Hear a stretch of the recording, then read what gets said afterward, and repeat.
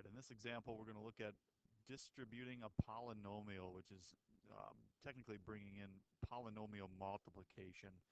And I think we all kind of know that distribution means to take this monomial, this one-term polynomial, and multiply it to this polynomial here, which has 1, 2, 3 terms. And to do that, we got to distribute the term out front to each term inside. And just like in subtraction, how we distributed the negative, now we're going to distribute a 3n to both of these. And then we're going to have to go ahead and multiply each of those terms together. Okay, be careful how this works. Now, if we're trying to take 3n times the 5n squared, whenever you're multiplying polynomials or these kind of variable expressions together, you always multiply the numbers first. So you take the 3 times the 5, and you'll get a 15. Okay? Now, you got to understand that n actually means n to the first power. And when you're multiplying n times n, which is the next step we're going to do here, we're going to take the n, which is n to the first, times an n squared.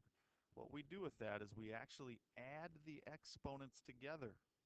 N to the first times n squared is n to the 1 plus 2 power, which if you simplify that, gives us n, 15, sorry, n to the third. So right here, 3n times 5n squared is going to give us 3 times 5 is 15. N to the first times n to the second, add the powers, gives us n cubed. Okay? All right, so there's the first term. Now we got to take the 3n times the negative 6n. So 3n times negative 6n. If we multiply those, take the numbers times the numbers. 3 times negative 6 is negative 18. Now it's n to the first times n to the first. Think about what we do with powers when we're multiplying variables that have like bases here. N times n is n to the 1 plus 1 over 2. So if we multiply 3n to the negative 6th, we will get negative. 3 times 6 is 18. N times n is n squared. And then the last one, take 3n times 7. And again, take the numbers times the numbers. 3 times 7 is 21. Now this one has an n in it, but this one doesn't. So we'll just bring one n with, and 3n times 7, basically saying you have 7 3n's.